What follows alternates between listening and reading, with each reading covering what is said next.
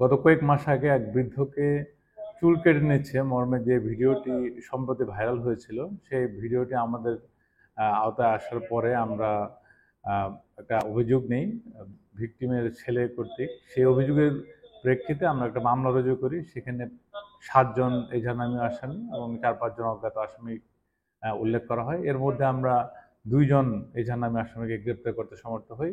তাদেরকে আমরা remand prayer দিয়েছি আদালতে 3 দিনের জন্য। বিজ্ঞ আদালতের রিমান্ড মঞ্জুরির প্রেক্ষিতে আমরা পরবর্তী যে তথ্যগুলো সেগুলো বের করতে হবে, কেন তারা এগুলো করেছিল।